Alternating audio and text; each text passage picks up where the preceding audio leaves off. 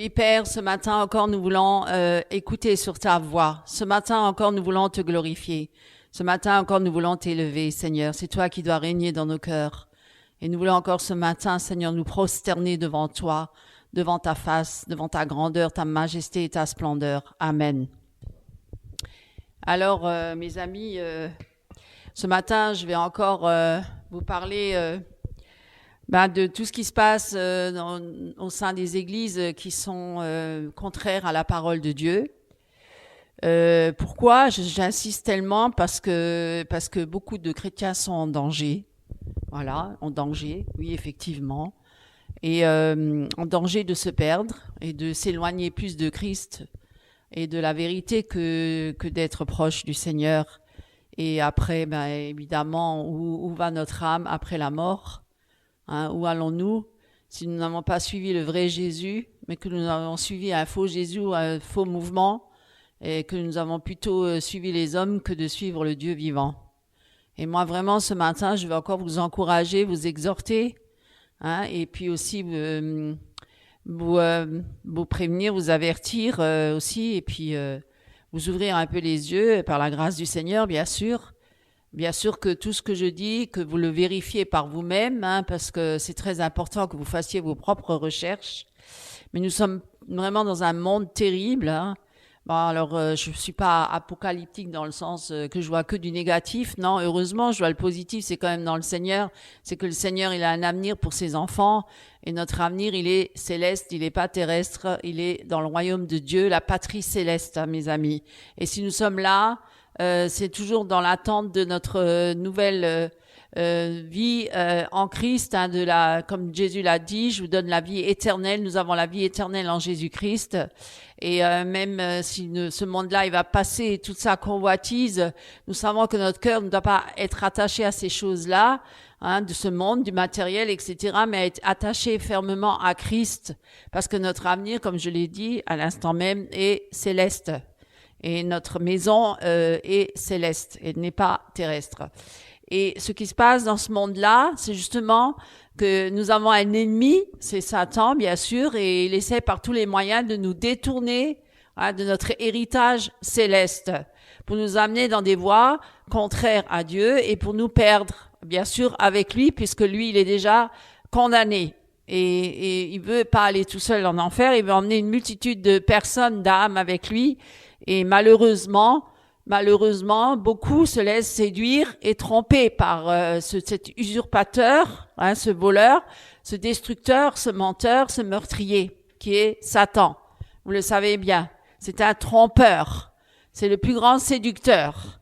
Et je peux vous le dire qu'il a réussi à séduire beaucoup de monde et beaucoup de chrétiens aussi.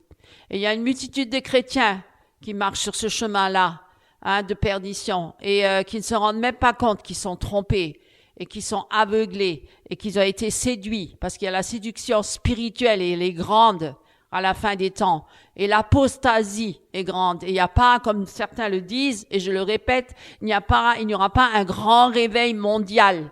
Ça c'est pas écrit dans la Bible, parce que dans la Bible il est écrit: trouverai-je encore la foi à la fin des temps? Et ça veut dire qu'il faut vraiment veiller et être vigilant. Et il y a beaucoup de monde qui marche comme mon frère l'a dit tout à l'heure dans la prière, sur ce chemin large, qui était un chemin de perdition. Et beaucoup y courent. Et il y a aussi beaucoup de chrétiens qui y courent. Et malheureusement, ils ne se rendent pas compte sur quel chemin ils sont. Alors aujourd'hui, je vais vous parler de la nouvelle réforme apostolique, la NAR. Ça existe déjà pas mal d'années maintenant, mais on voit aujourd'hui le résultat, les fruits que déjà a apporté cette réforme. Et c'est vraiment, on le voit, et ça se répand partout, comme de la gangrène. Je peux vous le dire, partout ça se répand. Dans toutes les églises sont sous cette influence. Et il n'y a pas une église qui est épargnée. Et je le vois bien, même chez nous, dans la région, en France, dans la région de l'Est. Mais c'est partout, c'est dans toute la France, dans toute l'Europe, dans toute l'Asie, l'Afrique, l'Amérique, partout, ça s'est répandu. C'est comme une araignée qui a étendu sa toile et qui est partout et a tissé sa toile et partout s'est répandu.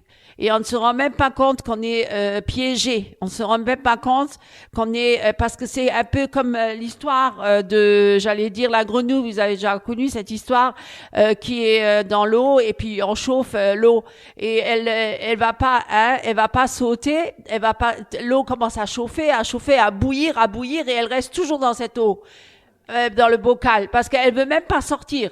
Alors que si on l'aurait mis direct dans l'eau bouillante, elle aurait sauté direct, mais comme elle était dedans, au départ, dans l'eau normale, froide, et que petit à petit, elle a été chauffée, elle s'est pas rendue compte et elle est restée dedans, vous voyez.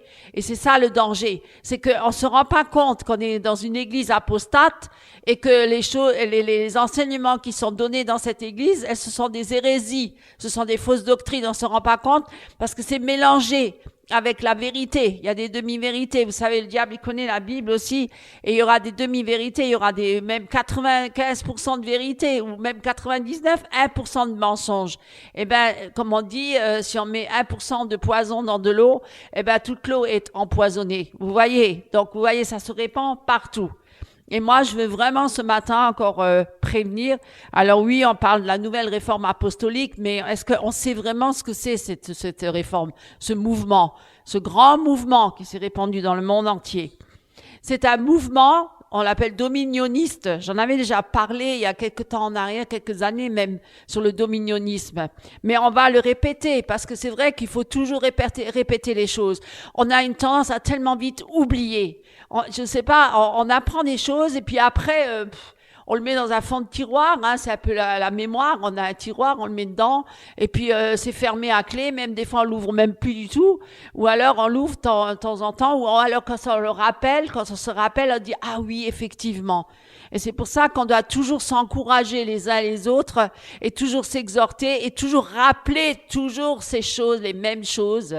Hein, et c'est pour ça qu'on vous encourage toujours à lire la Bible, à la relire, à la méditer constamment et sans arrêt.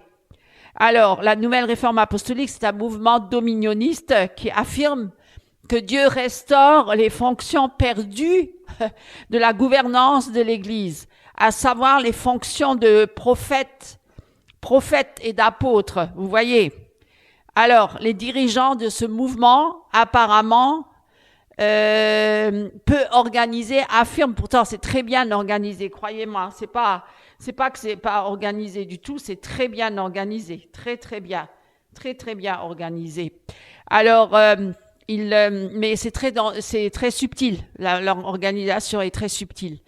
Et donc ils ont le pouvoir. Alors on dit que les dirigeants de ce mouvement que seuls ces prophètes et apôtres ont le pouvoir de l'autorité. Seuls les prophètes et les apôtres ont le pouvoir d'autorité d'exécuter les plans et les desseins de Dieu sur la terre.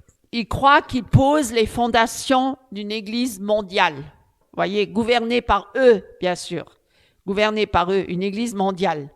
Ça vous dit pas quelque chose, ça? Le nouvel ordre mondial, hein?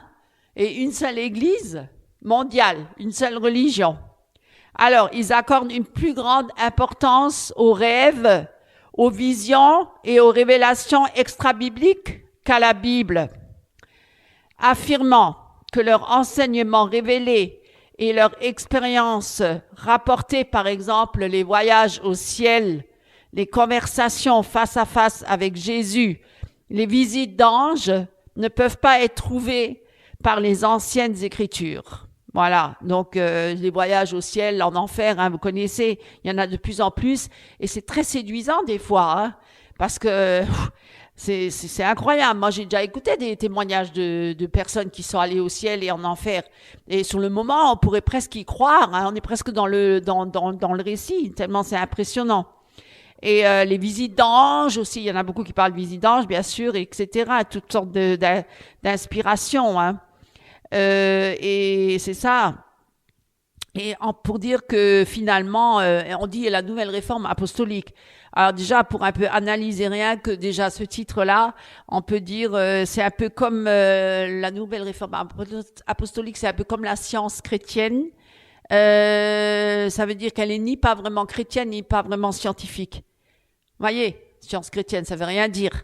Et la nouvelle réforme apostolique, ça veut rien dire non plus, parce qu'elle n'est pas apostolique, puisque c'est pas une réforme, et c'est un mouvement en pleine expansion qui est généré par certains des mêmes vieux faux enseignants et faux dirigeants, troublants, qui sont présents dans la charismania depuis des décennies. On les connaît tous. Et on les a déjà nommés, Kenneth Copeland, les plus vieux, les plus anciens, etc. Oui, etc. Et depuis des décennies, déshonorant toujours le Saint-Esprit, toujours, déshonorant toujours les Écritures et prétendant toujours à des signes miraculeux, à des prodiges et des visions, des rêves. Vous voyez? Alors, je vais un petit peu vous donner plus de détails par rapport à ça, parce qu'ils sont connus également sous le nom de dominionisme, la troisième vague. Mais j'ai entendu récemment, mais j'ai pas encore analysé, mais je vais faire des recherches là-dessus avec Jérémy Sourdril, EMCI, qui a dit il y a la 4e vague qui arrive. Oh, waouh! Il y a une 4e vague qui va arriver. Alors bon, là, je vais vous parler déjà de la 3e vague. Alors, la pluie de l'arrière-saison, vous avez déjà entendu parler de ça, la pluie de l'arrière-saison, le royaume maintenant, le Kingdom Now, armée de Joël, vous avez entendu parler de ça, les fils de Dieu manifestés, les fils manifestés de Dieu, le renouveau charismatique, tiens donc, et renouveau charismatique où il y a les catholiques et les protestants et les évangéliques mélangés, tout le monde est ça, voilà le syncrétisme, et charismania. Alors, son fondateur de la NAR, c'est Peter Wagner, vous connaissez, affirme que l'Église du XXIe siècle sera gouvernée par des apôtres et des prophètes, les super prophètes, les super apôtres. Alors, Wagner s'est autoproclamé apôtre principal de la NAR. Vous voyez, il est mort, il est décédé entre-temps, je veux juste préciser. Et qui sont donc liés, ce mouvement est lié aux prophètes de Kansas City, on en parlera un peu plus tard de ça, qui ont avancé des déclarations grandioses selon lesquelles une nouvelle race, vous entendez, une nouvelle race de super prophètes commençait à arriver sur la planète Terre et qui changerait le monde pour toujours. Alors déjà, c'est pas écrit dans la Bible qu'on va changer le monde, parce que ce monde-là, il est contraire à Dieu. Ce monde-là, il va pas changer, il va être voué à la perdition, à la fin des temps. La terre, elle passera, et toute sa convoitise. Il y aura des nouveaux cieux et une nouvelle terre. L'ancienne sera enlevée, là. Donc, pourquoi changer le monde? Imaginez. Changer le monde. De même que les mouvements World Fast, la parole de foi. Voilà, certains pentecôtistes qui sont allés un peu plus dans les déviances, Et voilà, donc il n'y a pas vraiment une dénomination officielle dans la nouvelle réforme apostolique. Ils sont un peu ouverts à toutes les dénominations. Et elle est dirigée par des prétendus apôtres et prophètes. Alors, enseigne que les nouveaux prophètes et les apôtres doivent être le gouvernement de l'Église. Il y a un gouvernement de l'Église, c'est eux les chefs émergentes du nouvel ordre. J'allais presque dire du nouvel ordre mondial. Alors, il affirme qu'une réforme d'une ampleur plus grande que la réforme protestante aura lieu. Beaucoup prétendent avoir reçu une révélation directe de Dieu. Alors oui, même moi, j'ai rencontré Dieu dans ma vie, j'ai vu le bras de Dieu, j'ai eu une vision. Mon frère aussi, il a eu une révélation. Ça ne veut pas dire que il faut tout jeter. C'est pas parce qu'on dénonce certaines choses qu'il faut forcément jeter tout. Et comme on dit, on jette le bébé, l'eau et l'eau du bébé. Il y a des choses vraies dans les choses fausses. Il y a un mélange dans le vrai, livré. Voilà, je veux dire, c'est ça la subtilité. C'est ça justement la ruse. C'est pour ça que beaucoup de gens sont bluffés et y croient, ou sont même séduits, parce que justement, certains disent, mais moi aussi j'ai vécu des expériences, voilà. Mais on ne doit pas se baser sur les expériences dans notre vie. On doit se baser sur la parole de Dieu, et toute la parole. Alors que j'ai vu le bras de Dieu, oui, merci Seigneur, il m'a sorti des ténèbres, il m'a arraché des griffes de Satan, il m'a ramené dans son royaume de lumière. Oui, merci Seigneur. Voilà, je dis pas que ça n'existe pas, les révélations, que le Seigneur se révèle d'une manière, on va dire, surnaturelle, bien sûr, parce qu'on est dans le surnaturel, bien sûr, et spirituel. On n'est pas que chair et os, et on est aussi des êtres spirituels. Hein, on le sait, ça, et c'est justement ce que le diable, il sait aussi. Et c'est là qu'il va jouer sur ce registre-là. Hein. C'est sur cette corde-là qu'il va jouer, parce que justement, on est des êtres spirituels. Et c'est là le danger. C'est pour ça qu'il faut avoir beaucoup de discernement et surtout connaître la parole de Dieu. Analyser toutes choses comme les chrétiens, comme les Béréens qui ont analysé toutes choses. De ce que même Paul disait à l'époque. Pourtant, les Juifs Béréens, Paul, il disait les vérités. Eh bien, ils ont tout analysé pour voir ce qu'il dit est vrai et vraiment conforme à la parole. Voilà, et donc il y a des choses qui se passent dans cette nouvelle réforme apostolique, dans ces nouveaux mouvements, dans ces nouvelles révélations qui ne sont pas bibliques. Il faut toujours rester biblique. Voilà, on ne doit rien rajouter ni retrancher. Alors certains disent oui, mais ça, Dieu n'a pas tout révélé. Maintenant, la fin des temps, il y a des grandes révélations qui arrivent. Ah bon? Soudainement, alors on fait ce qu'on veut. Parce que si on accepte tout, il n'y a plus de normes, il n'y a plus de code, il n'y a plus de direction, il n'y a plus rien. Là, alors c'est le foutoir complet, c'est l'anarchie dans l'église. On accepte tout. Mais c'est ce qu'ils font d'ailleurs, ils acceptent tout. C'est pour ça que n'importe qui peut rentrer là-dedans et que même les satanistes, même les francs-maçons, ils peuvent s'infiltrer. Parce qu'il n'y a plus de limite, il n'y a plus rien. Puisqu'on accepte tout, il faut être tolérant. Faut pas juger son frère. Faut pas juger. Faut être tolérant. Faut tout accepter. Non, mes amis, le chemin il est étroit. Sinon, à quoi ça sert que Dieu nous a donné des paroles d'avertissement dans la Bible? Soyez vigilants, veillez, priez. Il y aura beaucoup de faux prophètes, de faux docteurs. C'est pas la peine de nous avertir si on doit tout accepter. À quoi ça sert? Ça sert à rien, toutes les paroles que Dieu nous a données dans tout ce qu'il nous révèle, lui, à travers la parole, de dire, qu'à la fin des temps, il y aura beaucoup de faux docteurs, de faux prophètes, alors on s'en fout. On jette tout ça, on jette la Bible, ça sert plus à rien. On se fie que sur les révélations des hommes et on croit que ce que les hommes nous racontent. Et on ne cherche même plus à vérifier, parce que eux, ils ont les paroles de vérité, soi-disant. Ce sont des hommes de Dieu, mandatés par Dieu. Mais qui c'est qui me le prouve qu'ils sont mandatés par Dieu? Qui c'est qui le prouve? C'est en analysant avec la parole de Dieu et en analysant ce que la personne elle dit et ce qu'elle fait et comment elle vit. Il faut quand même analyser les choses, faut examiner les choses. Faut pas être dupe, faut pas être comme des moutons, on allait dire, hein.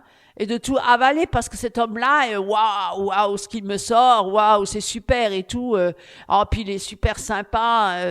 Rémi Baye, par exemple. Je donne l'exemple de Rémi Baye parce que j'avais assisté à ces réunions. C'est un petit, hein, il est tout petit dans le milieu NAR, mais c'est quelqu'un qui allait chercher l'onction chez Bénin en Amérique, hein, parce qu'il voulait avoir tout comme Bénin. Hein, il voulait avoir tous les dons spirituels.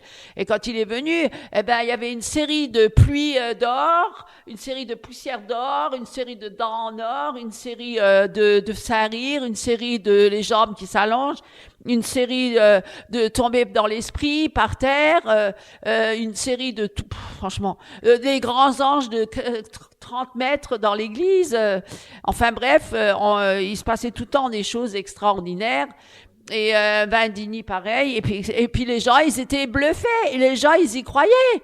Parce qu'ils étaient pris dans l'émotionnel. Parce que le danger qu'il y a, et le diable, il le sait, avec la musique de fond, un peu psychédélique, il n'y a même plus besoin d'avaler du LSD ou de la drogue, c'est la musique qui fait le reste. Hein. La musique, elle est là pour envoûter les gens, hein, pour les formater, pour les endoctriner, en les hypnotisant avec cette musique-là, hypnotique. Hein. Et puis et ensuite le prédicateur il vient avec ses manifestations surnaturelles, avec l'émotion, hein.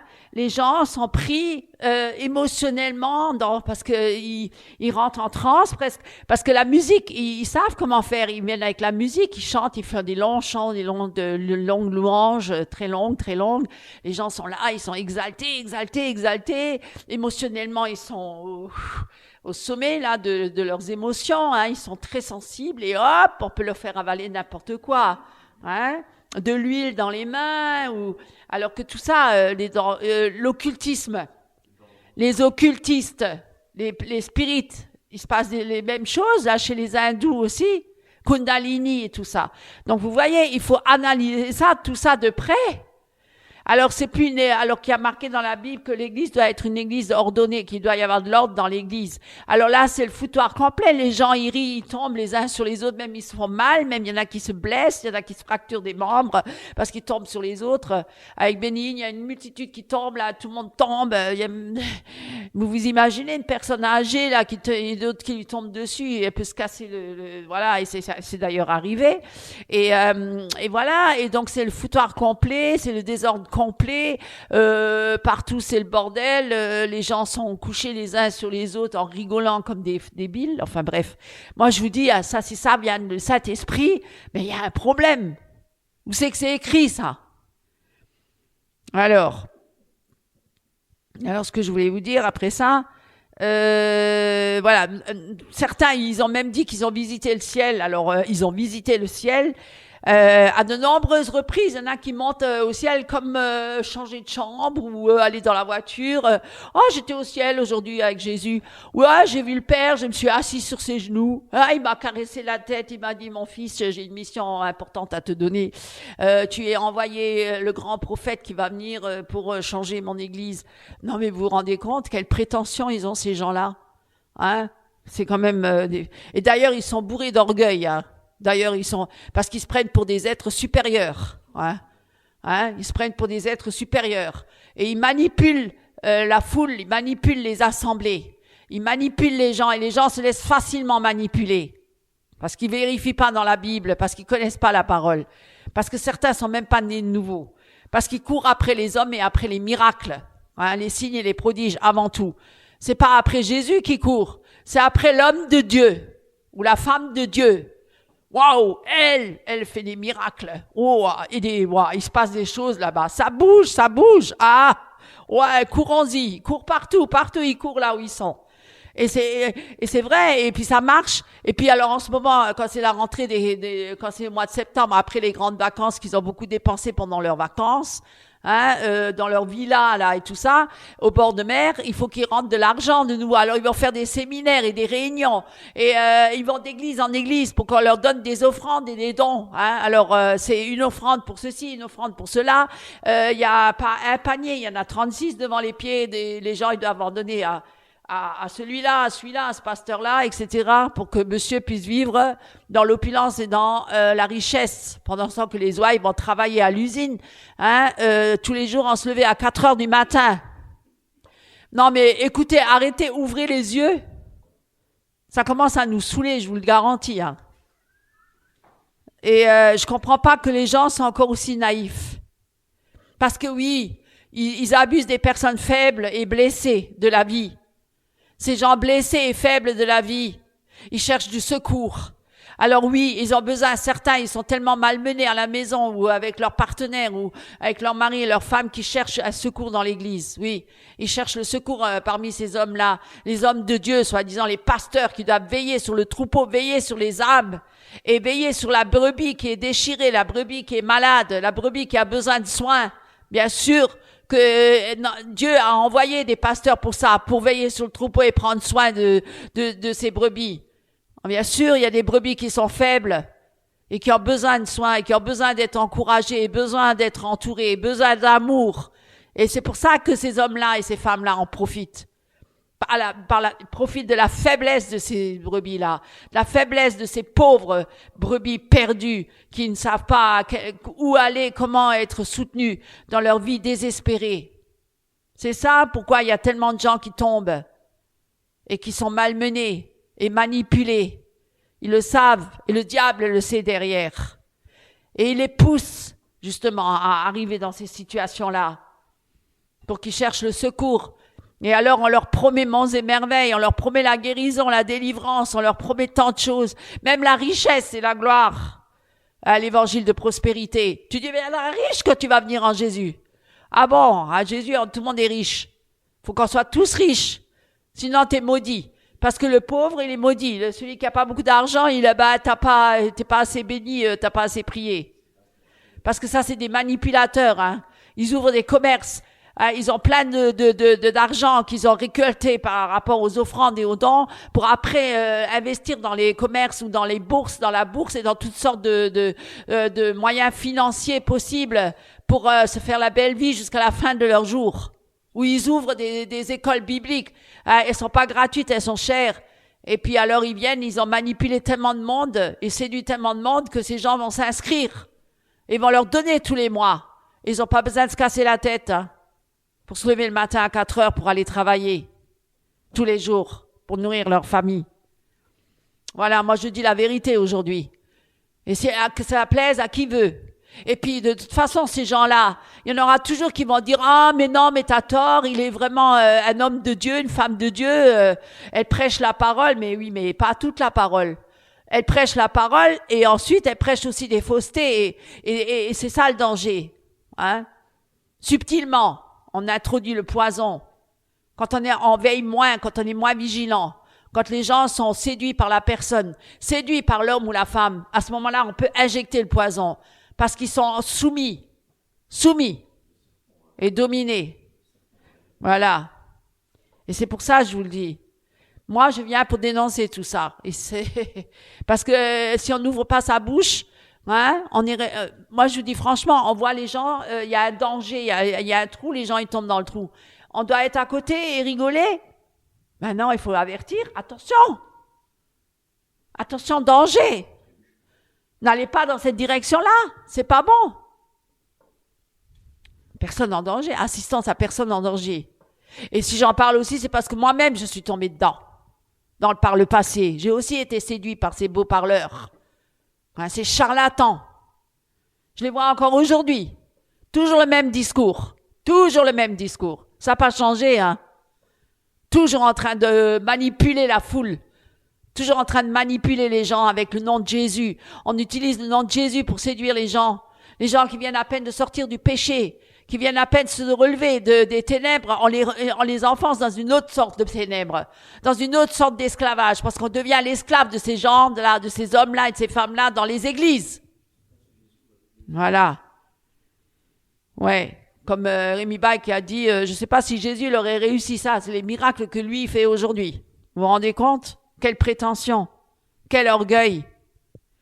Voilà, les grands mandatés, les grands apôtres et les grands hommes de Dieu et femmes de Dieu. Moi, je vous dis, hein, ouvrez les yeux, ne vous laissez pas berner par tout ça.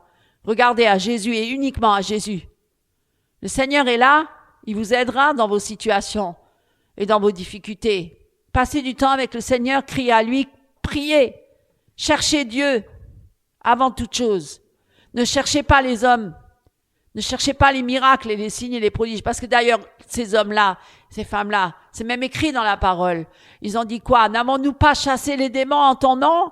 N'avons-nous pas guéri les malades? N'avons-nous pas fait ceci, cela? Et Jésus va leur dire quoi? Arrière de moi, je ne vous connais pas, vous qui commettez l'iniquité. Mais c'est marrant. Moi, ce qui me fait rire aujourd'hui, c'est que même ces faux prophètes, ces faux enseignants, ils donnent aussi ces versets-là. J'en connais qui sont des faux, qui dénoncent des autres faux. Moi, ça me fait rire. Franchement. C'est un monde de folie, hein. C'est pour amener la confusion dans l'église et parmi les chrétiens. Pour que les chrétiens soient confus, troublés. Mais Jésus a dit, ne soyez pas troublés. Si on se confie vraiment en Jésus, on n'est pas troublé et on n'est pas dans la confusion. Le chemin, il est là. Et il faut suivre ce chemin-là, mes amis. Et c'est ce que je voulais vous dire. Et ces gens-là, ils disent quoi? Ils disent, alors, pour dire qu'il s'est répandu dans le monde entier, dans les églises partout en Afrique, en Asie, en Amérique latine, en Europe, partout. Ça s'est répandu partout. Hein? C'est comme une gangrène, ça s'est répandu partout. Et alors, ils ont le dénigrement de la Bible parce que ils disent pas sola scriptura, pas que la Bible. Eux, ils veulent rajouter des choses. Les écrits, les livres, parce qu'ils écrivent tous beaucoup de livres. Hein. Ils sont tous tellement inspirés par le ciel. Ils ont tous leurs livres. Hein. Hein, c'est même pas des commentaires de la Bible, c'est leur expérience. Et puis ils mettent un peu de paroles bibliques dedans, un peu, voilà. Alors j'en connais d'autres. Non, alors eux c'est encore pire, parce que eux ils recopient ce qui est écrit dans la Bible, par exemple les Proverbes, et ils marquent ou le livre de la sagesse, et puis ils marquent ça et ils signent Thierry Copp, et puis ils envoient ça, et puis c'est 10 € le bouquin. Il y a besoin de recopier bêtement ce qui est écrit dans la Bible et faire un bouquin et signer en bas avec son écrit, et le vendre, alors qu'il est dit dans la parole qu'elle est gratuite. Donnée gratuitement, vous avez reçu gratuitement. Alors ils font un business avec ça, un business avec tout. Et c'est comme ça qu'ils sont riches aujourd'hui. Alors ils disent quoi ? Elle est orientée surtout vers l'expérience et basée sur l'émotionnalisme, évidemment. Ça, c'est le diable, il joue sur ce registre-là. Imprégnée de mysticisme. Alors, les caractéristiques communes. Voici 6 traits. Croyance. Croyance est un peu de jargon comme utilisé par les adeptes. Apôtre. Nous vivons dans un 2e âge apostolique, ils disent. Il y a aujourd'hui de nouveaux apôtres sur la terre, oint par imposition des mains, pour représenter et parler au nom de Dieu ici sur terre. Voilà. Ces super apôtres sont égaux aux apôtres originels. Hein? Pierre, Paul, tout cela. Alors, oui, originels, primitifs. Ceux qui ont été témoins oculaires de la vie et de la mort et de la résurrection de Jésus. Voilà. Et qui ont été désignés par le Christ lui-même à cette fonction. Alors, puisque ces nouveaux apôtres sont mandatés par Dieu, leur autorité ne peut pas être mise en question. Ah non, hein. Moi, j'ai lu récemment, et je fais des études là-dessus, sur Paula White, qui est pasteur d'une grande église, et qui a l'autorité suprême, comme un dictateur. On ne peut pas la destituer de sa fonction. C'est marqué dans le contrat. Vous imaginez ? Elle a l'autorité suprême, jusqu'à la mort. On ne peut pas la voter ou l'Assemblée ne peut pas la destituer. C'est incroyable. Et elle se prosterne devant l'épouse de Moon, à la secte Moon. Mais là, je vous en parlerai une autre fois. Parce que je ne peux pas tout dire en une fois, là. C'est trop. Il y a tellement de choses à dire. Mais c'est très grave. Et c'est elle qui est la pasteur principale, qui est celle qui est conseillère spirituelle de Donald Trump. Ambassadrice. Alors, imaginez-vous. Dans quelle direction on va? Même en Amérique. Hein? Alors, ils prêchent quoi? Au lieu de prêcher l'évangile de la croix, ça, ils ne prêchent pas, hein? Ni la Nouvelle Jérusalem. Eux, ils prêchent là, régner maintenant sur la terre, tout de suite, là. Les dirigeants apostoliques s'efforcent d'apporter l'évangile du royaume des cieux sur la terre. Ils vont préparer tout ça pour qu'après, ils disent à Jésus, bon, maintenant, tu peux descendre. Ouais, alors, ils le font en prenant le contrôle des royaumes terrestres. Est-ce que c'est écrit ça dans la Bible? Est-ce que Jésus a pris le contrôle des royaumes terrestres? Est-ce que Paul a pris le contrôle des royaumes terrestres? Ils ont été persécutés. Ils ont été mis en prison par les royaumes terrestres. Parce qu'ils étaient, ils étaient plus du monde, ils prêchaient la vérité. Et ça les enrageait, les gens du monde. Ils ne les supportaient pas. Hein? Il y avait inimitié entre les ténèbres et la lumière. Il n'y a rien en commun entre les ténèbres et la lumière. Alors, il n'avait pas de gloire sur la terre. Jésus, ni les apôtres, ni personne, ils étaient persécutés. Et ceux-là, ils ont la gloire. Ils ont la gloire. Ils saluent le pape. Ils saluent les présidents. Ils sont les conseillers spirituels des présidents. C'est à l'opposé de ce qui est écrit dans la parole de Dieu, mes amis. Que ce que Paul a vécu et d'autres. Vous voyez? Alors, comment se fait-il qu'il y a d'autres chrétiens qui sont persécutés de l'autre côté, là, dans les pays communistes? C'est incroyable, ça. De l'autre côté, on règne et on est proche du président. Et de l'autre côté, on se fait emprisonner parce qu'on parle de Jésus. C'est incroyable. Alors, ils le font en prenant le contrôle des royaumes terrestres ou des montagnes, les 7 montagnes. Hein, c'est connu, ça. Alors, les montagnes du gouvernement. Ça veut dire impacter les 7 sphères du système, de la société. Les médias, hein, vous voyez bien, les médias, ils ont des télévisions, les téléévangélistes. Alors, on en parlera de cela aussi. Les téléévangélistes, ils ont les médias, ils ont des chaînes de télévision, ils ont du divertissement, hein. Ils veulent impacter dans le divertissement. Ils veulent, le jeu Chosen, par exemple. Vous voyez, c'est déjà impacté dans le divertissement. Alors, de l'éducation, aussi des affaires, de la famille et de la religion. Ils veulent impacter tout ça.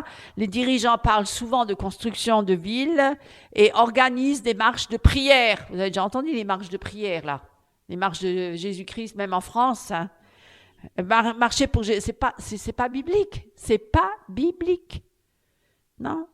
Désolé. Pour prier contre les forteresses. Pour prier contre les forteresses. Ça vous rappelle pas quelqu'un qui priait contre les forteresses au mont l'Himalaya? Hein? Comment elle s'appelait encore, elle? Ana Mendes, hein, de l'Amérique du Sud, Brésil et tout ça, Argentine. Alors, ils prient pour briser les forteresses des villes. C'est même pas écrit ça. Est-ce que Pierre, Paul ou ceux-là, ils priaient pour briser les forteresses au niveau des villes? Non. Ça jamais. Est-ce que Jésus a fait une prière comme ça? Il nous l'aurait dit. Il nous l'aurait enseigné s'il fallait le faire. Contre les dominations, oui. Oui, on prie contre les dominations au nom de Jésus-Christ, oui. Elle a enfermé le diable au mont Everest, hein, l'Himalaya, parce qu'il disait que c'était là-bas le centre où il habitait, le diable, où il régnait sur la haine déjà de toute façon, et partout dans le monde entier. C'était là sa sphère importante qui impactait le monde par rapport à son influence diabolique.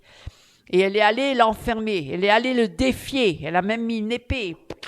Elle a enfoncé une épée dans la terre, là-haut, à l'Himalaya. Elle est montée, je sais pas, jusqu'à combien, 4000. Elle est montée très haut. Enfin, bref.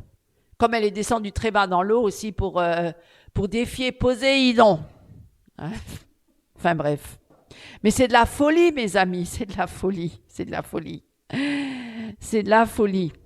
Alors, pour prier contre les forteresses démoniaques, ils parlent souvent d'être centrés sur la mission. Ils sont plus centrés sur leur mission que sur Christ, hein, évidemment. Alors, destin, présence et gloire. Je donne des titres comme ça.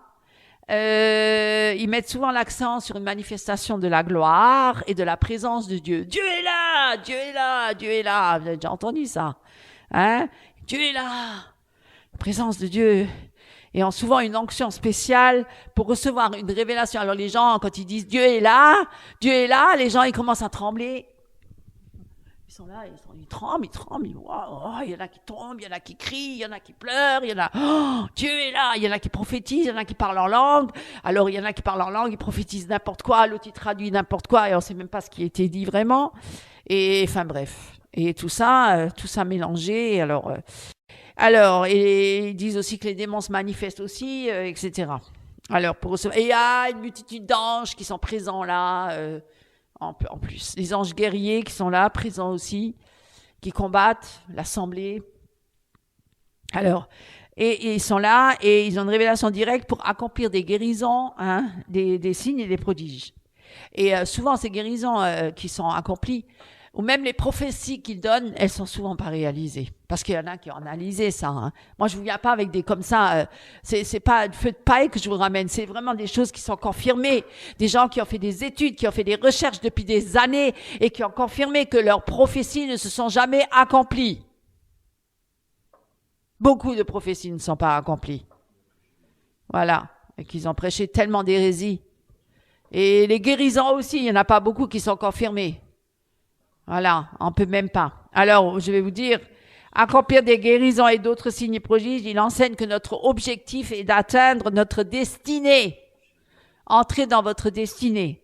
Rêvez. Votre destinée, rêvez. Tout ce que vous avez rêvé, vous allez l'accomplir en Jésus-Christ. Ah bon?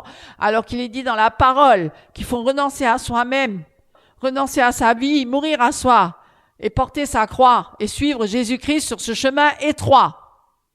Nous ne sommes plus de ce monde. Comment ça se fait qu'on doit rentrer dans notre destinée pour obtenir tout ce dont on a rêvé? Attendez, je vais éteindre ça. Voilà. Tout ce dont on a rêvé, tout ce que nous avons rêvé, nous allons l'accomplir en Jésus-Christ. Quand j'étais charnel, avant. Donc, mes rêves vont se réaliser afin de pouvoir changer le monde. Ah, il faut changer le monde. Alors, le mot revivre. Le réveil à grande échelle est la clé de ce mouvement. Ils veulent un réveil à grande échelle. Partout. L'accent est mis sur une moisson de la fin des temps. Grâce à un grand réveil, que je vous avais dit qu'il n'est pas écrit dans la Bible, que nous pouvons inaugurer. Souvent, ces réveils se déroulent dans des grands stades, et touchent des millions de personnes dans le monde entier. Grâce à la technologie de diffusion en direct, comme à l'époque avec Billy Graham, France pour Christ, en France. Ces grandes, mais méga, on va dire, campagnes d'évangélisation, comme Benny Hinn, qui faisait des grandes campagnes d'évangélisation partout en Afrique, partout dans le monde.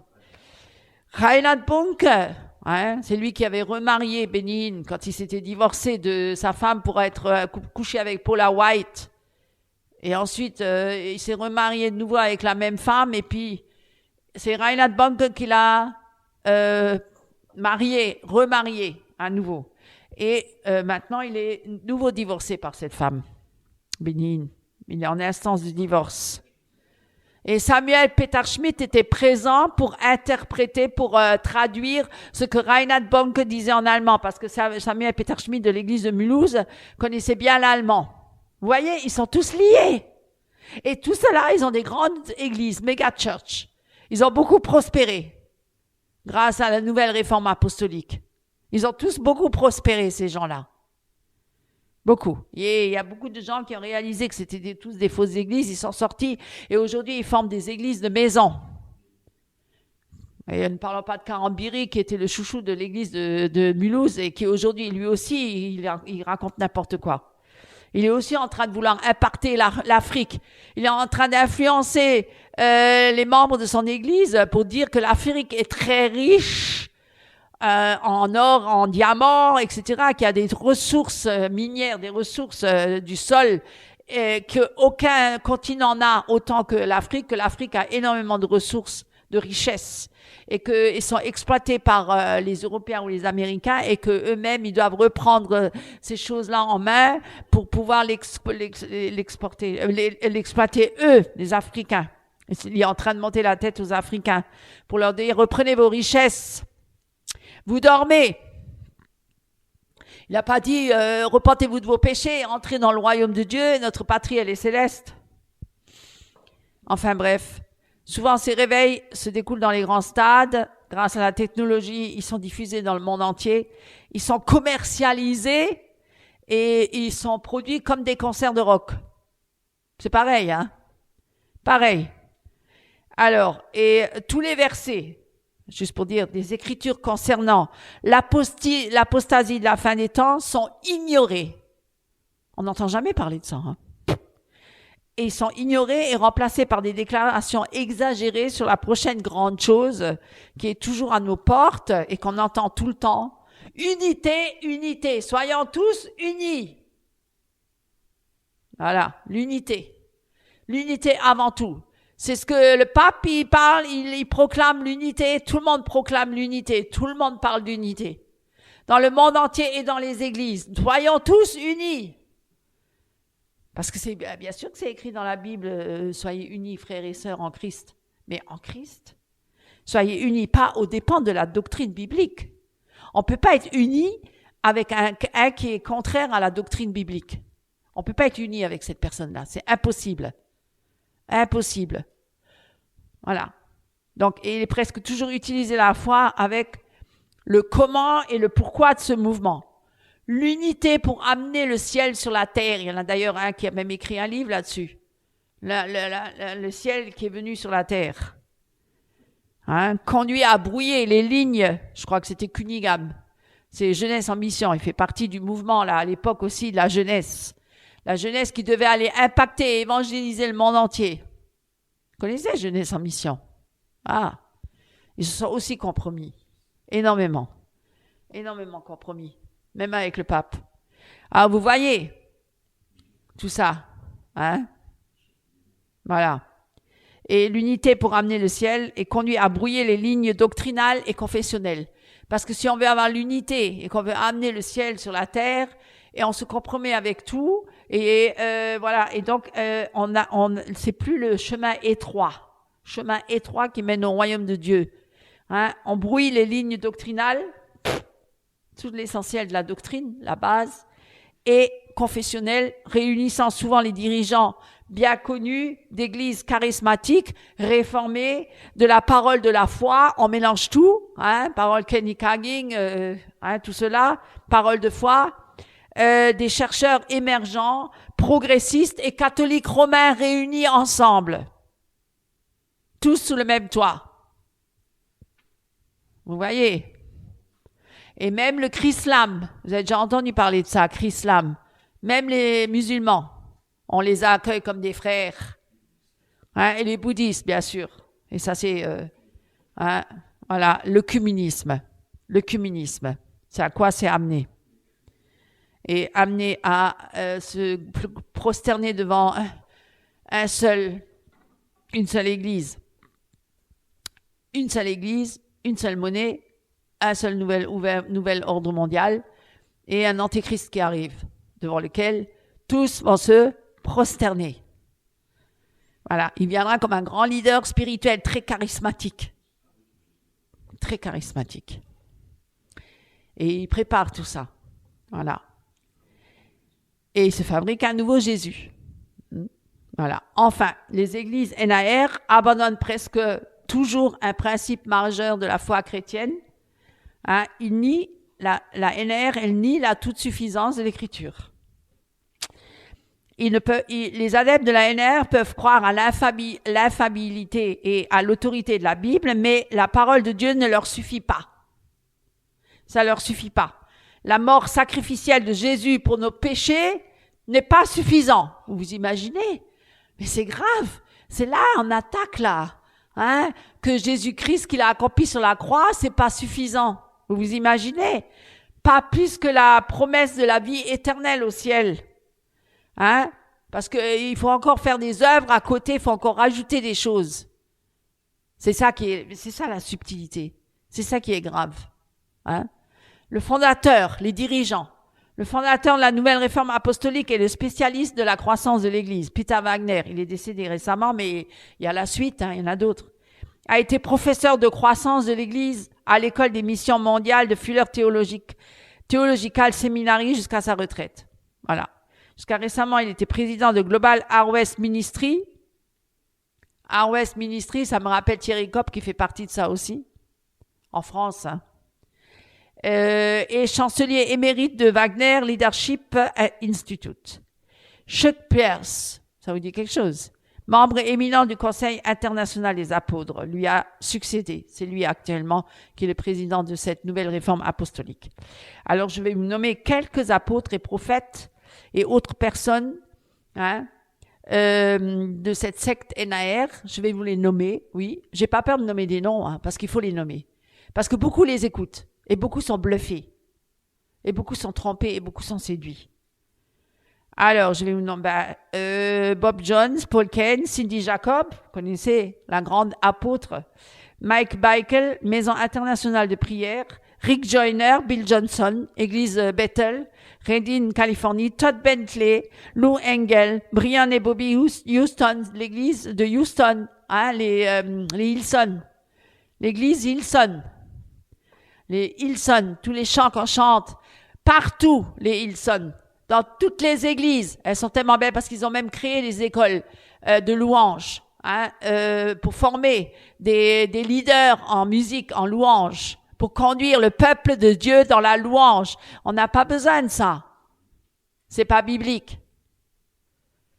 On chante l'assemblée, chante tous ensemble avec, c'est tout. On vient pas et on impacte l'assemblée avec ça. Brian Simmons, Steve Schultz, etc., etc. Je vous en nommerai d'autres. Patricia King, Yong Kisho, Benny Johnson, Jen Johnson, Chris Vallotton, Hein? Georges Itis, Jeannette Porter, Jean Barnard, et il y a une liste, une flopée. Lorraine Cunningham, hein? Gilles Griffith, Francis Oda, Graham Brover, etc. Amanda Vest, Catherine Drouin, beaucoup de femmes aussi. Et Sun Théo, Jennifer Leclerc, actuellement, et bien d'autres. Ah, voilà. Et donc, il y a des témoignages. Il y a des témoignages de personnes qui sont sorties de ces mouvements-là et qui témoignent. Et moi, j'ai écouté certains témoignages. C'est grave comment ils ont été malmenés et comment ils ont été manipulés, attaqués, parce qu'ils avaient même ils avaient des tourments diaboliques la nuit dans leurs rêves. Ils avaient des attaques diaboliques même. Enfin, ce qu'ils vivaient, c'était horrible. Ils avaient des tremblements, ils avaient des effets vraiment sur leur corps, kundalini, hein, incontrôlables, etc. Et ils ont témoigné certains perdu beaucoup de choses, perdu même leur vie, perdu d'autres, ils ont perdu leurs biens, perdu leur identité, perdu leur travail, perdu leur famille, etc. Vous voyez les dégâts que ça a fait, mes amis? Hein, et là, bien sûr, toujours le même texte que je vous avais déjà dit tant de fois dans la Bible, dans 2 Pierre chapitre 2 verset 1. Or, il y a eu parmi le peuple de faux prophètes, de même qu'il y aura parmi vous de faux docteurs qui introduiront des sectes pernicieuses et reniant le maître qui les a rachetés, attireront sur eux une ruine soudaine. Alors, je vous dis, mes amis, je vous invite vraiment à faire des recherches là-dessus et je vous invite aussi surtout à revenir pleinement à Christ. Seul Jésus-Christ peut vous guérir. Seul Jésus-Christ peut vous délivrer et vous sauver. Il n'y a qu'un seul sauveur. Tous ces hommes-là, ces super apôtres et ces super prophètes ne sont que là pour vous dépouiller, hein, de votre argent, de votre vie et vous manipuler et vous amener en enfer. Parce que l'enfer existe. Et eux, ils s'enrichissent sur votre compte. Voilà. Alors, vraiment, peuple de Dieu, revenez à Christ. Revenez au Seigneur, hein, au salut, à celui qui vous a sauvé, à la simplicité de l'Évangile et aux Écritures saines et qui vont vous donner un équilibre spirituel dans votre vie, mentale et physique et morale. Au nom de Jésus-Christ, Amen. Bonjour mes frères et sœurs en Christ. Ce matin, prenons ensemble dans la parole de Dieu, nouveau toujours dans la Bible d'Arby, à l'Épître aux Philippiens, chapitre 1, versets 1 à 11. Paul et Timothée, esclaves de Jésus-Christ, à tous les saints dans le Christ Jésus qui sont à Philippe, avec les surveillants et les serviteurs, grâce et paix, vous de la part de Dieu notre Père et du Seigneur Jésus-Christ. Je rends grâce à mon Dieu pour tout le souvenir que j'ai de vous dans chacune de mes supplications, faisant toujours des supplications pour vous tous, avec joie à cause de la part que vous prenez à l'Évangile depuis le premier jour jusqu'à maintenant, étant assuré de ceci même, que celui qui a commencé en vous une bonne œuvre l'achèvera jusqu'au jour de Jésus-Christ. Comme il est juste que je pense ainsi de vous tous, parce que vous m'avez dans votre cœur, et que dans mes liens et dans la défense et la confirmation de l'Évangile, vous avez tous été participants de la grâce avec moi, car Dieu m'est témoin que je pense avec une vive affection à vous tous, dans les entrailles du Christ Jésus.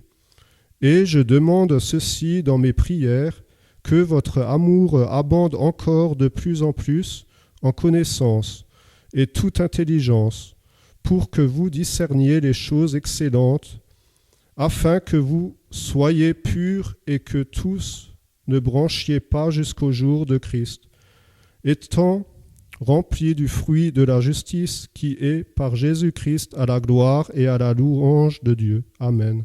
Soyez richement bénis. Frères et sœurs en Christ, chers amis, chers invités, prions. Seigneur notre Dieu, tu es notre Sauveur, notre Seigneur. Nous te remettons, Seigneur, ce matin, oui, cette prédication, pour qu'elle puisse porter ses fruits, pour que les auditeurs, les internautes qui viennent de près et de loin, Seigneur notre Dieu, puissent aussi être bénis, et nous les bénissons, Seigneur. Que tu leur accordes, Seigneur, à ceux ici présents et ceux qui sont effectivement sur Internet, qui nous regardent. Seigneur, s'il y a quelqu'un de malade, Seigneur notre Dieu, que tu puisses maintenant poser ta main de guérison, Seigneur, sur le corps. Seigneur notre Dieu, pour ta propre gloire. Que cette prédication puisse guérir, puisse sauver, Seigneur notre Dieu. Nous te prions cela dans le nom puissant de Jésus-Christ de Nazareth. Amen. Prenons ensemble Galates, chapitre 5, verset 16. Je dis, marchez par l'esprit et vous n'accomplirez point la convoitise de la chair. Car la chair convoite contre l'esprit et l'esprit contre la chair. Et ces choses sont opposées l'une à l'autre, afin que vous ne pratiquiez pas les choses que vous voudriez. Mais si vous êtes conduits par l'esprit, vous n'êtes pas sous la loi. Amen. Version Darby. Au commencement, effectivement, du verset 16, il est dit « Marchez par l'esprit ». Mes amis, pouvons-nous marcher par l'esprit si nous avons encore des comportements charnels? Vous savez, il n'y a que deux possibilités. Nous vivons effectivement notre vie spirituelle par l'esprit, ou soit nous vivons notre vie spirituelle au travers de la chair. Il faut comprendre que si nous sommes conduits effectivement par le Saint-Esprit, eh bien, nous sommes sous la grâce. Et si nous sommes conduits, si nous ne sommes pas conduits par le Saint-Esprit, eh bien, nous sommes encore sous la loi. Et qui dit être sous la loi, dit être sous la condamnation, mes amis. Parce que c'est effectivement cette loi nous condamne. Est-ce que vous savez pourquoi cette loi nous condamne? Cette loi nous condamne parce que nous n'avons pas encore crucifié cette chair avec ses passions et ses convoitises. C'est ce que la parole de Dieu nous enseigne, mes amis. Et c'est pourquoi, tant que nous n'avons pas crucifié cette chair, nous ne pouvons pas marcher par le Saint-Esprit. Et parce que l'Esprit de Dieu n'habite pas dans un cœur qui n'est pas soumis à la volonté de Dieu, mes amis. Parce que la volonté de Dieu, c'est que nous fassions justement mourir notre chair. C'est ça. C'est cela que Paul nous enseigne. Et la faire mourir, c'est quoi? C'est de renoncer à sa vie et faire passer la volonté de Dieu avant tout. C'est cela. Et si l'Esprit du Seigneur n'habite pas en nous, mes amis, c'est parce que le moi égocentrique prend encore toute la place en tout notre être, dans nos pensées, dans nos actions, etc. Ce moi égoïste ne peut pas accomplir la volonté de Dieu, puisqu'il veut accomplir sa propre volonté égoïste. L'homme, sans la régénération de l'esprit, ne peut pas accomplir la volonté de Dieu.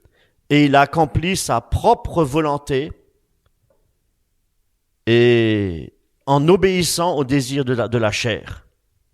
Or, la parole de Dieu nous dit bien que ceux qui veulent vivre selon la chair ne peuvent pas plaire à Dieu.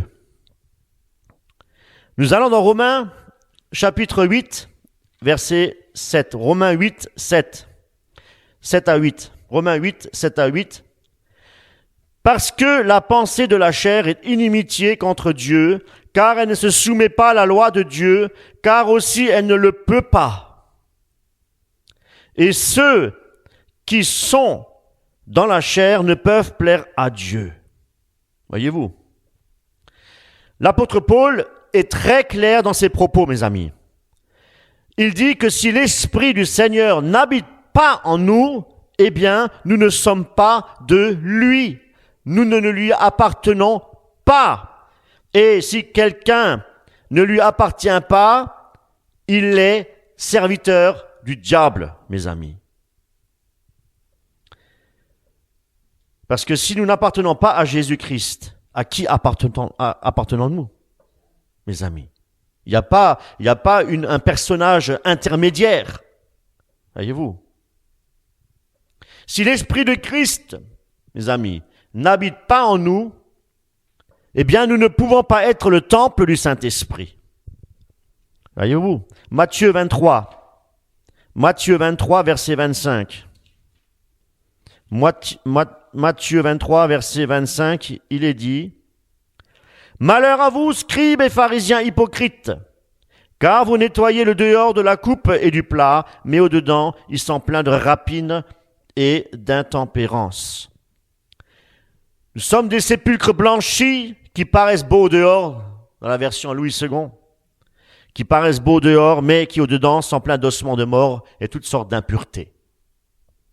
Et c'est vrai, parce que si l'Esprit du Seigneur n'habite pas en nous, mes amis, c'est l'affection de la chair qui prend le dessus et qui nous conduit où? À la mort, nous dit la parole de Dieu.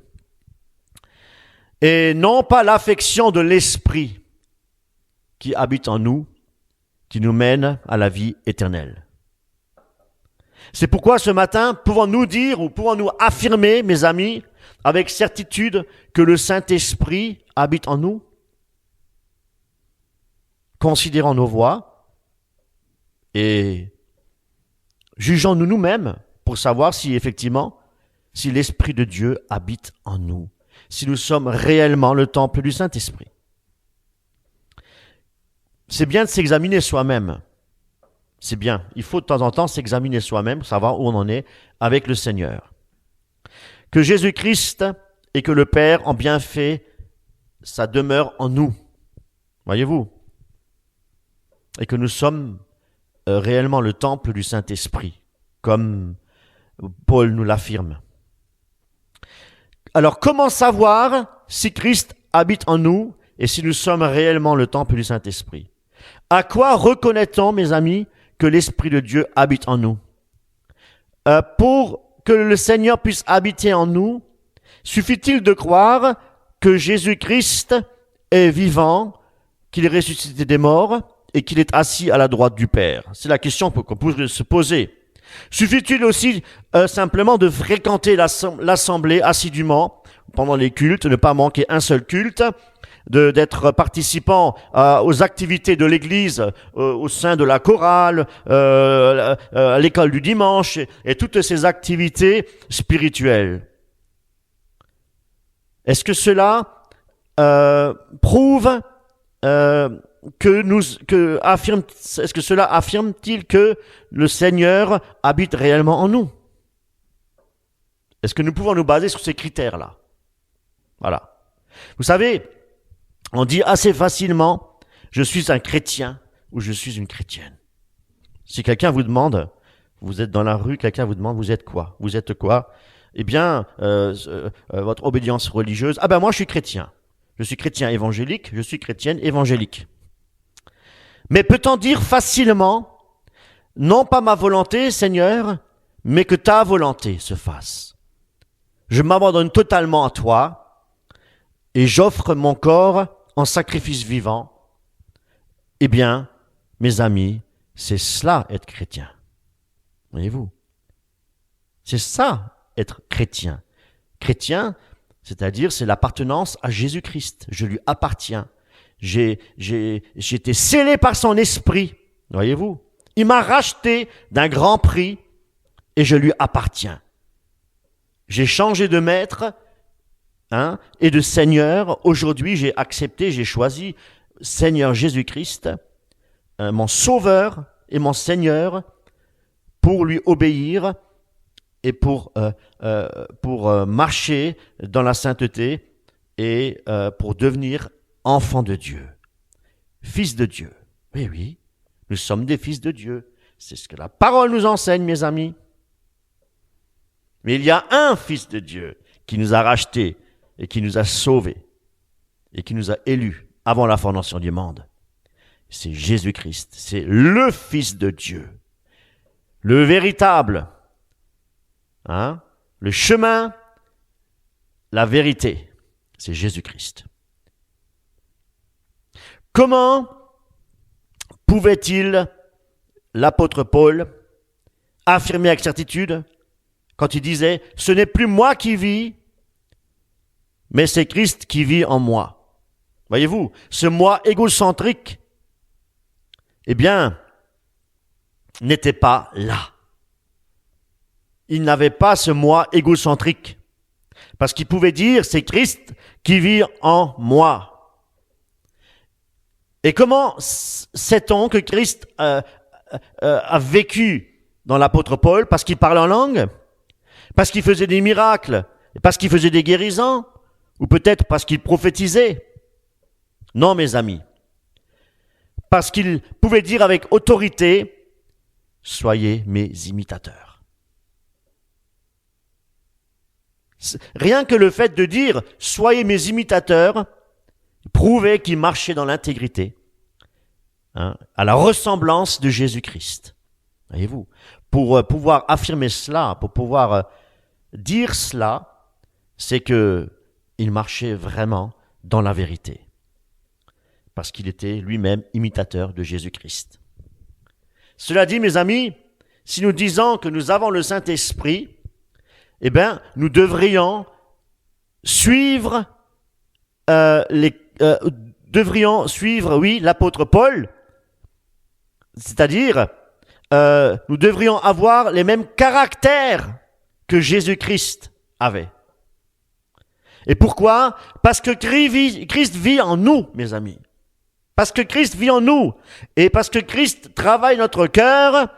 Vous savez, comme on travaille notre cœur, Christ travaille notre cœur comme dans un jardin, voyez-vous.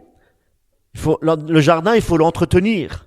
Il faut enlever les mauvaises herbes, il faut arroser, il faut entretenir un jardin. Eh bien, c'est de cette manière-là que Christ, par l'Esprit en nous, eh bien, il prend soin de ses enfants. Oui. Parce qu'il habite en nous par son Esprit Saint. Alors il prend soin de chacun d'entre nous. Et s'il habite en nous, le Saint-Esprit agira effectivement au travers nous. De quelle manière? En faisant porter du fruit. En faisant porter du fruit, non pas pour nous satisfaire nous-mêmes, mais porter du fruit pour la gloire de Dieu, mes amis. Tout ce que nous faisons, tout ce que vous faites, faites-le pour la gloire de Dieu, mes amis. Amen. C'est cela. Si Christ habite en nous, c'est pour la gloire de Dieu. Pour revenir à l'apôtre Paul, étudiant brièvement la vie que Paul lui-même a manifestée pour la gloire de Dieu. Il dit bien, ce n'est plus moi qui vis, mais c'est Christ qui vit en moi. Alors analysons quelques petits versets sur l'œuvre de Paul. Voyez-vous, on a des modèles dans la parole de Dieu. Eh bien, nous devons analyser leur vie. Dieu nous a permis d'avoir sa parole, les écrits, que ce soit l'ancienne alliance ou de la nouvelle alliance. C'est aussi pour étudier les caractères et la vie et la vertu des prophètes, des apôtres. Voyez-vous, ce sont des modèles. Eh bien, nous devons utiliser cela. Voilà, pour étudier la vie, la biographie, on va dire, des prophètes et des apôtres. C'est pourquoi soyons imitateurs de tels hommes. Cependant, n'oublions pas aussi, par les paroles de vérité de Jésus-Christ, si Christ vit en nous, nous devons aussi nous attendre à quelque chose que la chair n'aime pas. Vous savez de quoi je parle? De la persécution. La persécution morale, ça peut être la persécution physique, voyez-vous, comme Jésus-Christ lui-même l'a vécu. Mais oui, parce que la parole de Dieu nous enseigne que celui qui veut vivre pieusement sera persécuté. Et c'est normal, car l'esprit, mes amis, a des désirs contraires à celles de la chair et aussi à l'esprit du monde. Nous ne pouvons pas être amis du monde et affirmer que nous sommes chrétiens. Alors voyons en présent l'œuvre de Paul, quelques caractères de l'œuvre de Paul. Déjà, Paul est un exemple, il est exemplaire lorsqu'il dit déjà d'offrir nos corps comme un sacrifice vivant, agréable, saint, et c'est ce qu'il fait, Il met la parole de Dieu en pratique. Ce qu'il enseigne, ce qu'il affirme, mes amis, il le met en pratique. Voyez-vous? Philippiens 2,16, nous allons le voir. Philippiens, chapitre 2, verset 16. Il est dit: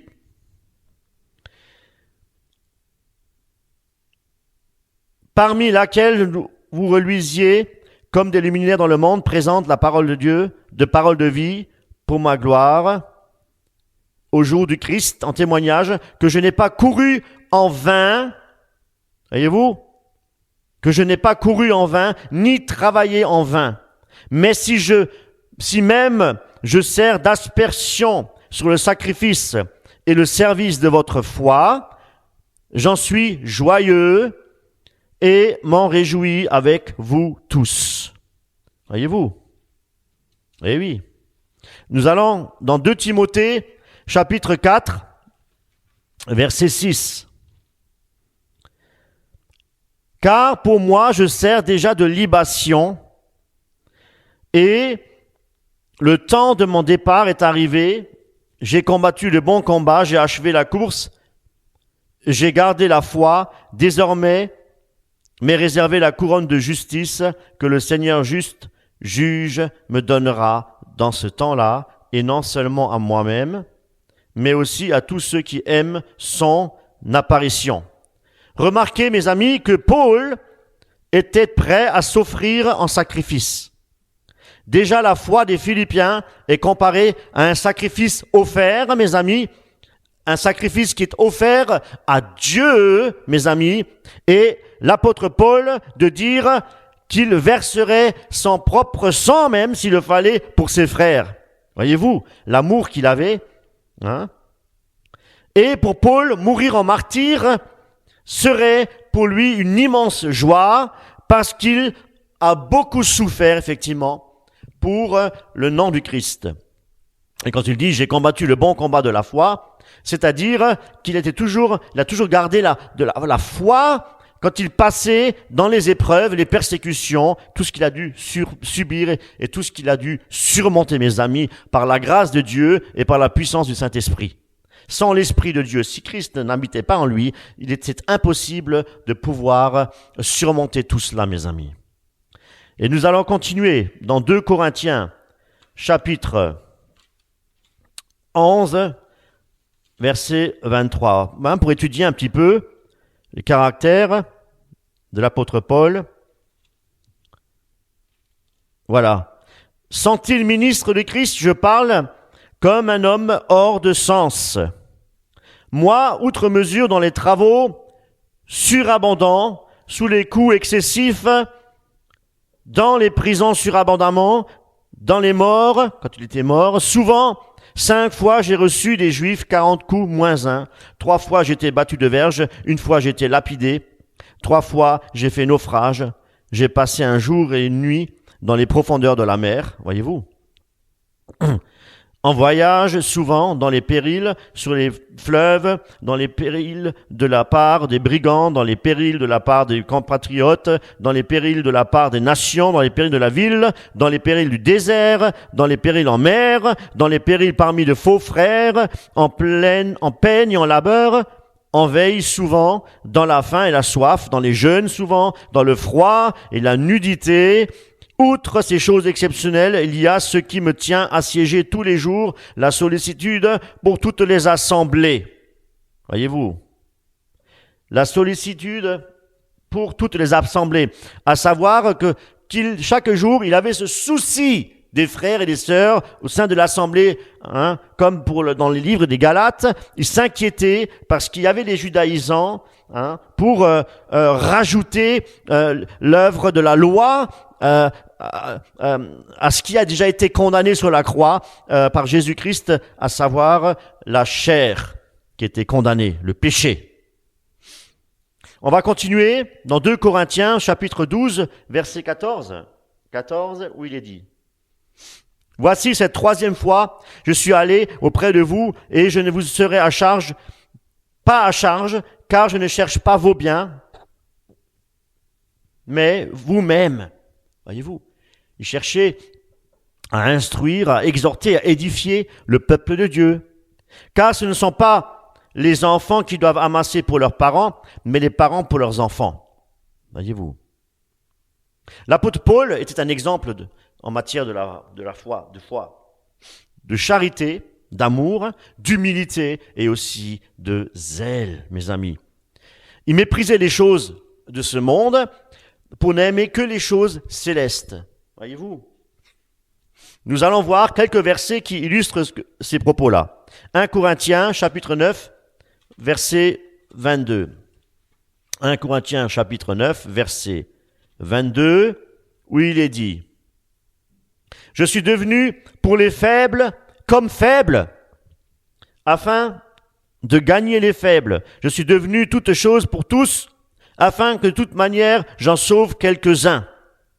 Et je fais toute chose à cause de quoi? À cause de l'évangile, afin que je sois coparticipant avec lui. » Amen. Continuons. 1 Corinthiens, chapitre 10, verset 33. « Comme moi aussi, je comptais à tous en toutes choses, ne cherchant pas mon avantage propre, mais celui du grand nombre, afin qu'ils soient sauvés. Soyez mes imitateurs, comme moi aussi je le suis de Christ. » Romains 15, verset 1. « Or, nous devons, nous les forts, porter les infirmités des faibles, et non pas nous plaire à nous-mêmes. » Voyez-vous. Excusez-moi. Philippiens 3, versets 7 à 13. « Mais les choses qui pour moi étaient un gain, je les ai regardées à cause du Christ comme une perte. Et je regarde même aussi toutes choses comme étant une perte à cause de l'excellence de la connaissance du Christ Jésus, mon Seigneur, à cause duquel j'ai fait la perte de toutes et je les estime comme des ordures, afin que je gagne Christ et que je sois trouvé en lui, n'ayant pas ma justice qui est de la loi, mais de celle qui est par la foi en Christ, la justice qui est de Dieu, moyennant la foi. Pour le connaître lui et la puissance de sa résurrection et la communion de ses souffrances, étant rendu conforme à sa mort, si en quelque manière que ce soit je puisse parvenir à la résurrection d'entre les morts, non que j'ai déjà reçu le prix ou que je sois déjà parvenu à la perfection, mais je poursuis, cherchant à le saisir, vu aussi que j'ai été saisi par le Christ. Frère, pour moi, je ne pense pas moi-même l'avoir saisi, mais je fais une chose, oubliant les choses qui sont derrière et tendant avec effort vers celles qui sont devant. Et je cours droit au but pour le prix de l'appel céleste de Dieu dans le Christ Jésus. Voilà.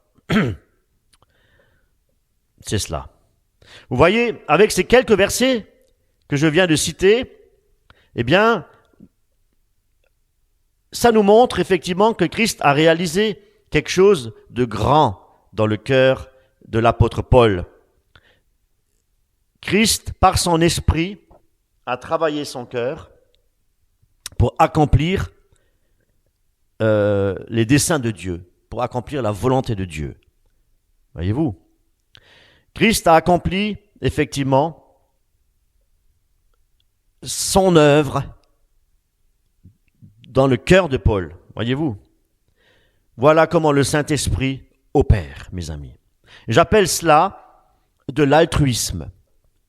Dieu, l'Esprit de Dieu, pense toujours à édifier, à exhorter notre prochain et à sauver les perdus et à aimer aussi nos ennemis. Paul n'a pas d'intérêt pour lui seul. Il ne pense pas à sa petite vie, il ne pense pas à ses affaires, il ne pense pas à tout ce qui est matériel, il n'est pas matérialiste. Paul s'intéresse aux choses spirituelles, voyez-vous. Il n'est plus dans la chair pour penser aux choses matérielles, mais il est spirituel pour penser aux choses spirituelles. Et penser aux choses spirituelles, mes amis, c'est se soucier des âmes qui sont perdues, des âmes rétrogrades. Il a renoncé à tout pour suivre Jésus-Christ, pour accomplir la volonté de Dieu dans sa vie, mes amis. Et c'est cela, c'est cela qui devrait animer notre cœur si nous disons être chrétiens, disciples de Christ, ayant reçu l'Esprit du Seigneur. Voyez-vous, c'est pas en accomplissant des miracles, des guérisons et toutes ces choses-là que nous sommes enfants de Dieu. Ah non. Mais c'est en accomplissant la volonté de Dieu. Et accomplir la volonté de Dieu, nous l'avons lu ici, la vie de l'apôtre Paul, ce que le Saint-Esprit a fait dans son cœur. Prenons Luc, chapitre 14, versets 26 à 27. Il est dit, « Si quelqu'un vient à moi et ne hait pas son père et sa mère et sa femme et ses enfants et ses frères et ses sœurs, et même aussi sa propre vie, il ne peut être mon disciple. Et quiconque ne porte pas sa croix et ne vient pas après moi ne peut pas être mon disciple. » Voyez-vous. Mes amis, c'est cela, être disciple de Christ. Si nous n'avons pas renoncé à toutes ces choses, c'est-à-dire si nous n'avons pas mis Christ au centre de notre vie, mes amis, nous ne pouvons pas affirmer être disciple de Jésus-Christ. Celui qui n'a pas renoncé à tout, il n'est pas disciple de Jésus-Christ, mais il est disciple du monde et il est encore prisonnier de sa chair. Il a besoin d'être délivré. Il a besoin de délivrance, mes amis. Pour renoncer à tout, il faut se présenter devant la croix de Jésus-Christ et dire au Seigneur, « Mon Seigneur et mon Dieu, tu t'es sacrifié pour moi, tu as fait couler ton sang pour mes iniquités, tu as été jugé à ma place, tu as beaucoup souffert à cause de mes péchés et c'est pourquoi je reconnais ton autorité, Seigneur, ta seigneurie, ton sacrifice sanglant. Tu m'as racheté d'un grand prix. Ma vie, maintenant, désormais, n'appartient plus à Satan. Ma chair a été crucifiée avec toi sur la croix, je le reconnais. Désormais, je ne m'appartiens plus. Seigneur, viens et fais ta demeure en moi. Et Seigneur, conduis ma vie maintenant par la puissance de ton Saint-Esprit. Que je puisse aussi, Seigneur, comme l'apôtre Paul, renoncer à toutes choses et que je puisse regarder toutes choses comme de la boue, comme une perte à cause de Jésus-Christ, pour gagner Jésus-Christ. Mes amis, sommes-nous prêts à faire cette déclaration à notre Seigneur? Et le faire avec un cœur sincère et le faire avec un esprit de repentance. Alors laissons-nous être guidés par l'Esprit de Dieu pour pouvoir accomplir la volonté de Dieu, mes amis, pour que nous puissions, en faisant la volonté de Dieu, réjouir le cœur de Dieu en portant du fruit pour la gloire de Dieu, mes amis. Et c'est là précisément que nous allons marcher en nouveauté de vie.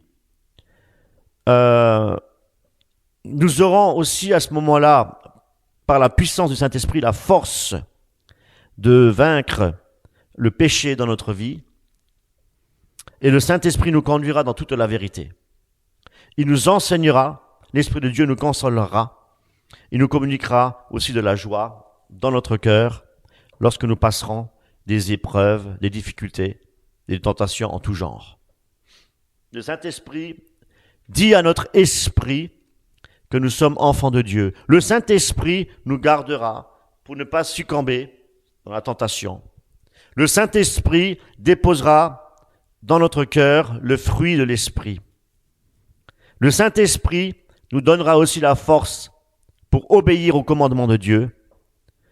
Il est dit aussi dans 1 Jean, on va prendre 1 Jean 3, 24. 1 Jean 3, 24. Celui qui garde mes commandements demeure en lui, et lui en cet homme. Et par ceci, nous savons qu'il demeure en nous, savoir par l'Esprit qu'il nous a donné.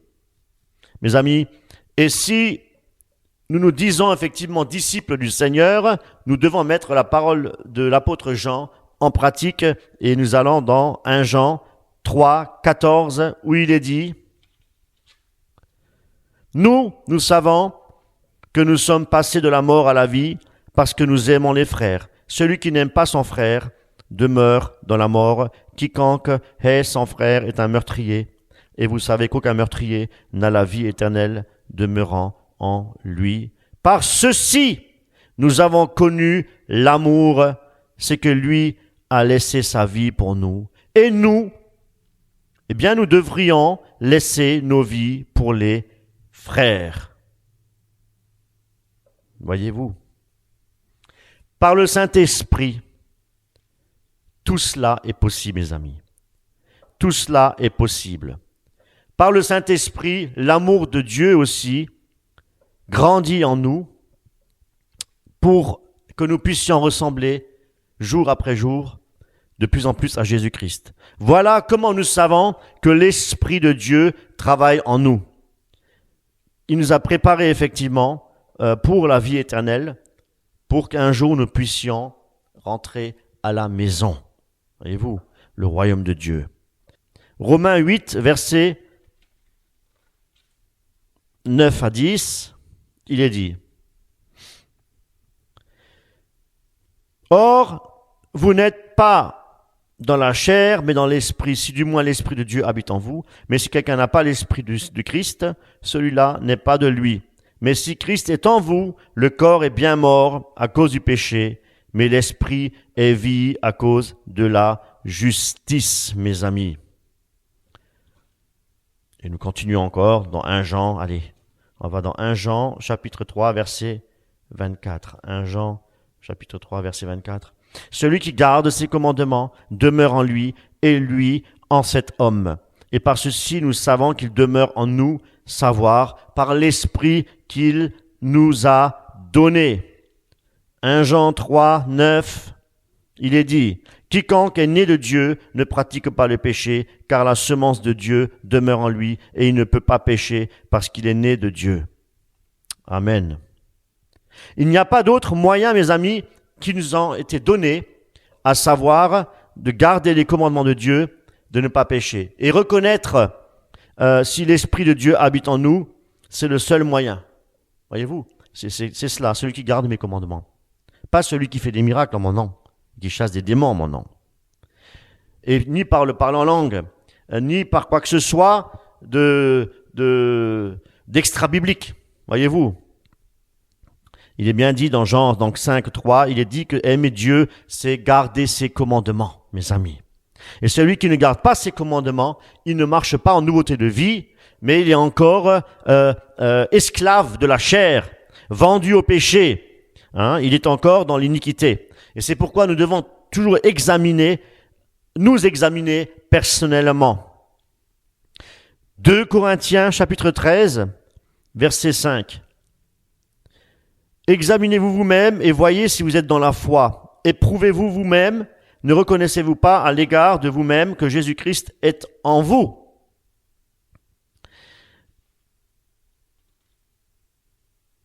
Et Matthieu 7, verset 21. Matthieu 7,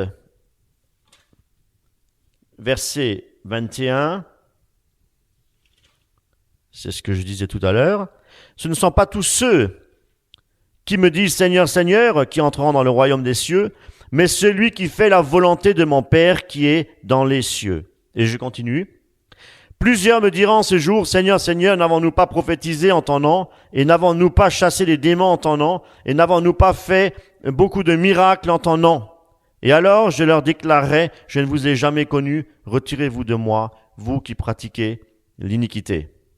Voilà. Mais que le Seigneur vous bénisse abondamment. Soyez richement bénis. Amen.